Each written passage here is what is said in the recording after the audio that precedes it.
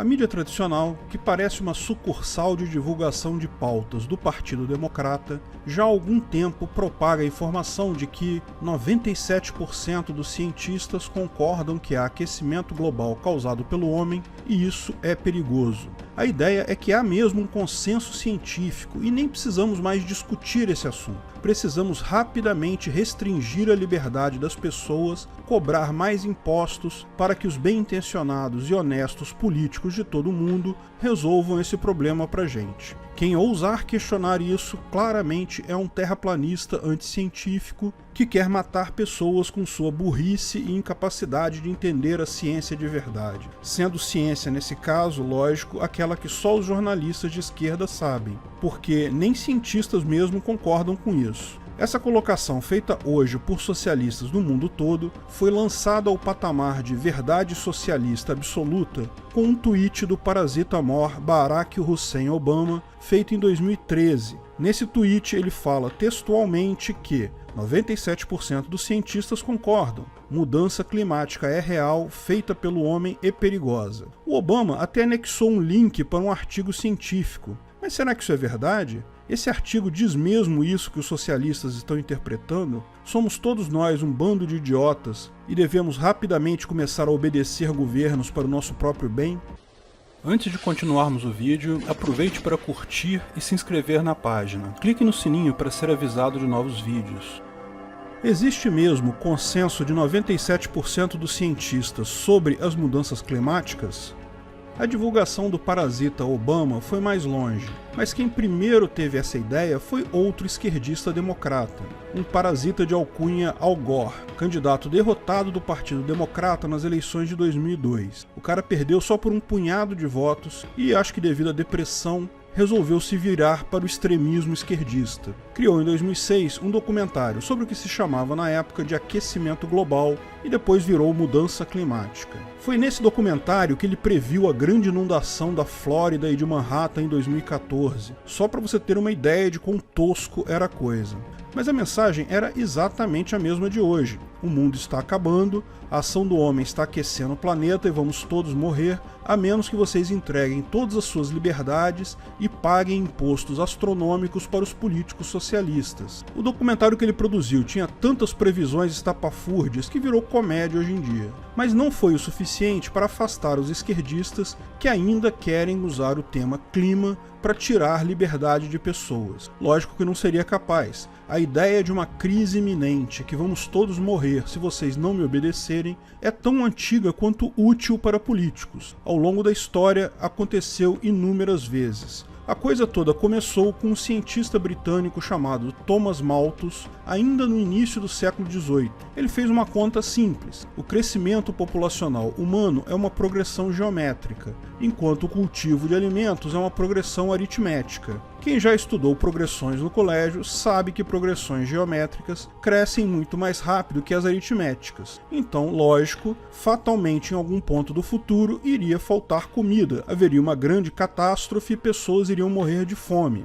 Lógico, políticos rapidamente usaram a ideia do Malthus. Temos que fazer coisas para impedir essa catástrofe. Você, cidadão, tem que me dar um pouquinho mais da sua liberdade para salvarmos o mundo. As propostas na época eram terríveis, iam na linha da eugenia, controle populacional forçado e coisas que hoje consideramos abjetas. Coisas do tipo, se você tivesse um QI abaixo de tanto, você seria proibido de reproduzir. Mas isso não importa para o parasita político. Tudo que ele quer é que você acredite que ele é a salvação, porque assim ele tem o poder de roubar você facilmente. Felizmente, na Inglaterra, o sentimento de liberdade triunfou e muito poucas das políticas idiotas propostas por esses malthusianos na época foram de fato implementadas. O problema da fome mundial de Malthus, não preciso dar spoiler para vocês, nunca aconteceu de fato. Afora países socialistas que, pela intromissão catastrófica de governos na produção de alimentos, geraram sim fomes e mortes em vários lugares, Rússia, Ucrânia, China, Camboja,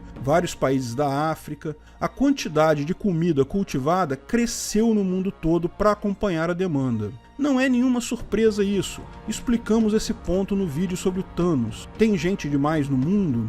O livre mercado e a ciência sempre são capazes de resolver esse tipo de problema. Se tem mais gente e tem pouca comida, o preço da comida sobe. Isso significa que existe agora um incentivo para pessoas produzirem mais comida. Quanto mais falta de comida existir, maior o incentivo. Mais pessoas vão colocar os seus esforços físicos e mentais para resolver esse problema, com o único intuito de ter lucro. Vão se esforçar para cultivar mais áreas, vão se esforçar para inventar novas formas mais eficientes de cultivar comida, porque isso dá lucro. E esse esforço vai acabar criando comida suficiente para alimentar todos, com aumento de preço sendo apenas algo temporário, um estímulo necessário na economia. Tem sido assim desde então. Desde que o mercado de comida seja deixado livre, o que a maior parte dos países geralmente faz, não falta comida. Tem gente passando fome no Brasil apenas porque o governo praticamente comunista daqui impõe impostos altíssimos em alimentos. Ah, mas eu vi que agricultores de tomate jogaram fora toda a produção.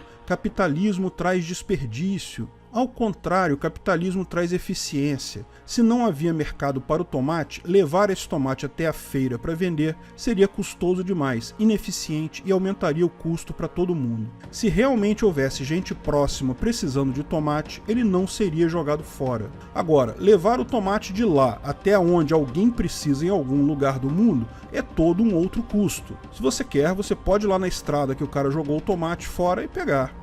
Mas, mesmo superada a previsão pessimista do Malthus, outros adotaram ideias similares ao longo do tempo. Criou-se até um nome para isso: malthusianismo. Aqueles que vendem a ideia de que o mundo está para acabar, prevendo uma crise iminente, e com isso tentam te vender coisas, limitar sua liberdade, roubar mais imposto. Eu me lembro, ainda pequeno, na década de 1980, quando se falava que o planeta iria congelar devido à chuva ácida e ao resfriamento global. Precisamos aumentar impostos e limitar a liberdade das pessoas para resolver isso. Depois, nos anos 90, o planeta iria acabar porque o buraco na camada de ozônio iria crescer e todos nós iríamos fritar com raios solares diretamente sobre nós. Precisamos aumentar os impostos e limitar a liberdade de pessoas mais um pouco para resolver isso. Os anos 2000 começaram com o papo do aquecimento global. O planeta iria aquecer, cidades à beira-mar seriam alagadas. Como nada disso aconteceu, ao contrário, a temperatura parou de subir e tivemos até alguns invernos bem frios desde então.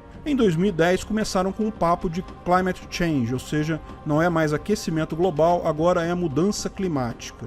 Mas continua sendo urgente e vai matar todo mundo. Ninguém sabe como, mas vai. Segundo uma parasita esquerdista muito conhecida lá em Trumpilândia, de alcunha Alexandra Ocasio-Cortez, ou AOC, o mundo vai acabar em 12 anos se vocês não passarem a obedecer ao socialista mais próximo de vocês. Virem escravos dos esquerdistas ou o mundo vai acabar. O mais curioso desse tipo de discurso é que eles falam como se soubessem resolver o problema. Não sabem, não têm nem ideia de como fazer isso. Essa atriz, que interpreta uma parlamentar lá no Congresso Parasitário Americano, a tal da OAC, inventou um tal de Green New Deal, ou Novo Acordo Verde, que é um folheto de 12 páginas para salvar o mundo da destruição climática completa. Entre as coisas que ela rabiscou lá, só pediu para matarmos todas as vacas, pararmos de usar avião e carro, dentre outras coisas totalmente utópicas. Só isso que era o plano dela. Algo absolutamente impossível de implementar na prática e, se fosse implementado, causaria danos muito piores do que os que ela estava pretendendo resolver.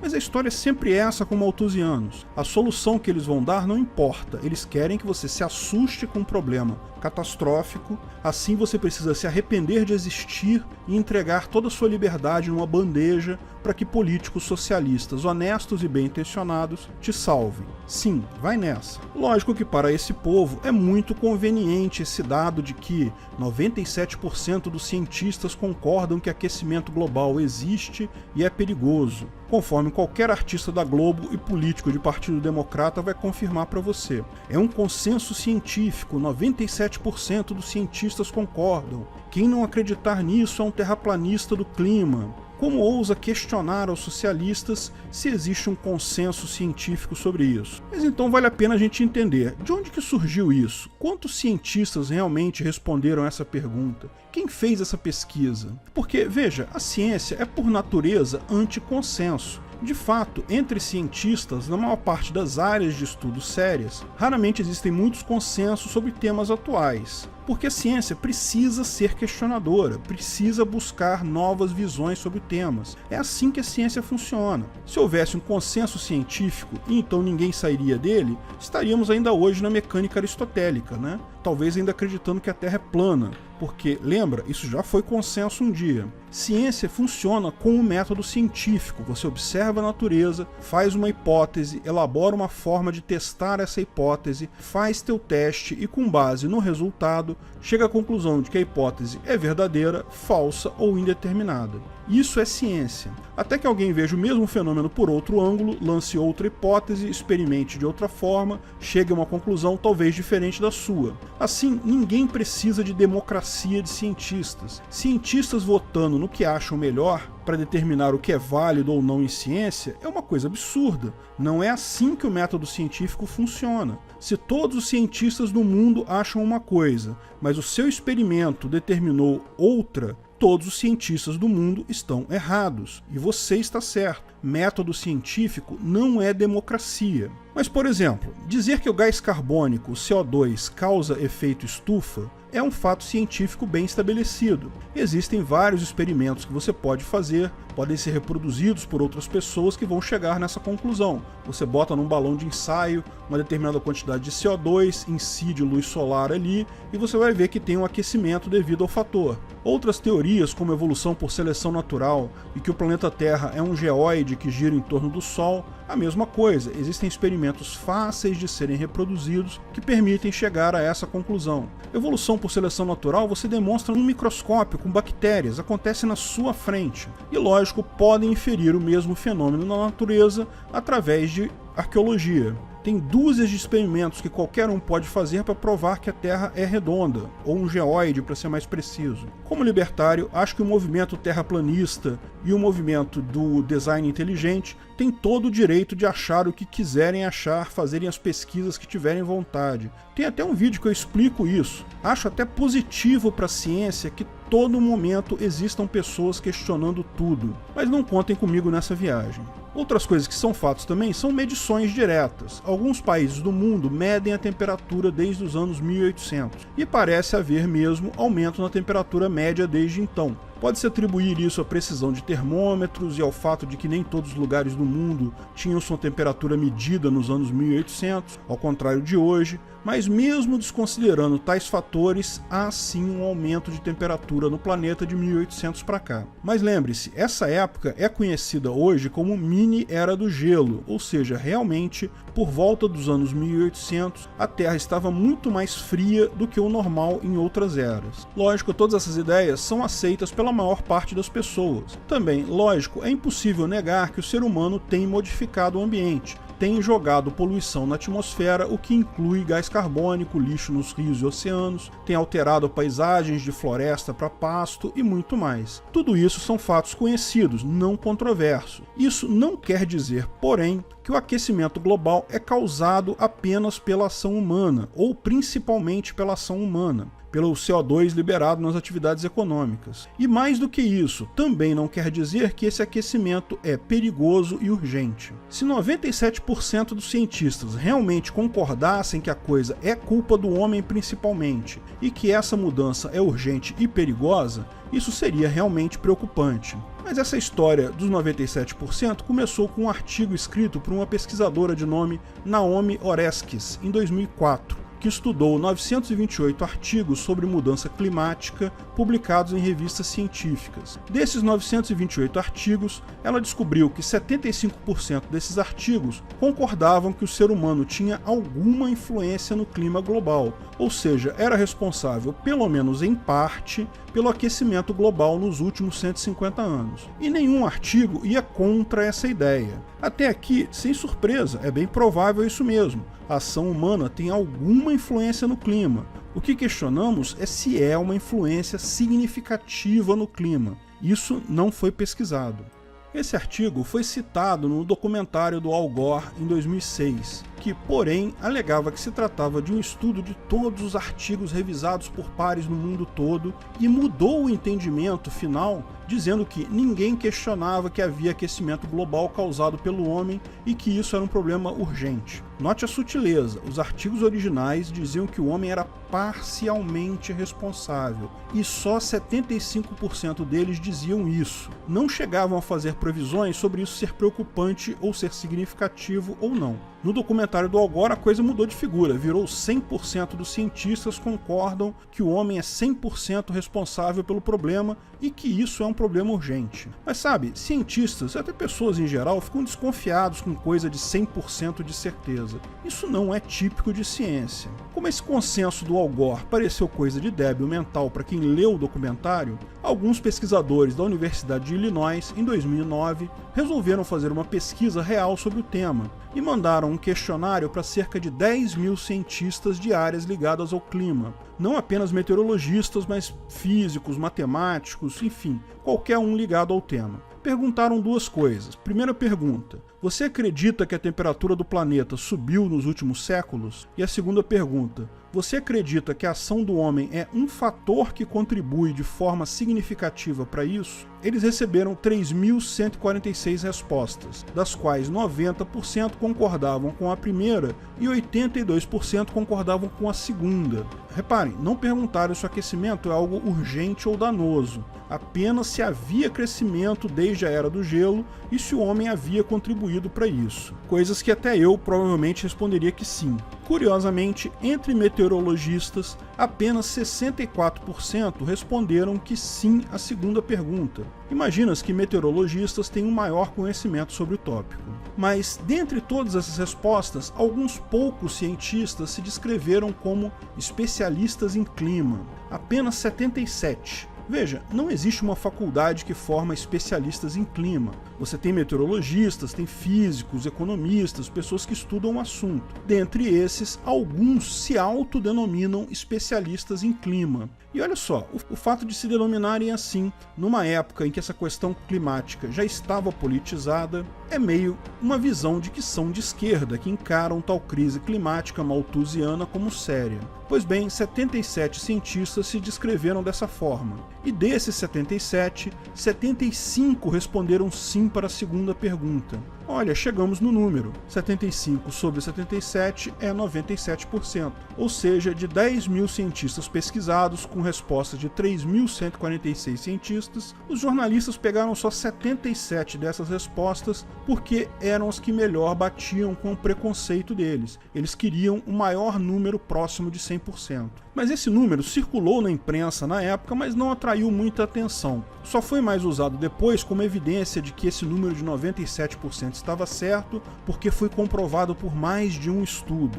O estudo principal, de onde o Obama tirou esse número e citou no tweet dele, foi um outro estudo de 2013, feito por um pesquisador australiano de nome John Cook, em colaboração com vários outros pesquisadores, que avaliou 12 mil artigos sobre mudanças climáticas e chegou à conclusão de que 97,1% deles concordavam que gás carbônico, CO2, causa efeito estufa e que é, pelo menos parcialmente, responsável pelo aumento da temperatura global. Veja, ninguém discute que CO2 causa sim efeito estufa, nem que isso é parcialmente responsável pelo aumento da temperatura. Nesses pontos, todos nós concordamos, mas é importante notar que dos 12 mil artigos avaliados nesse estudo, apenas 34% falavam sobre o tema. Os demais foram avaliados e descartados. E desses 34%, ou seja, 4.014 que falavam sobre o tema, 33%, ou 3.896,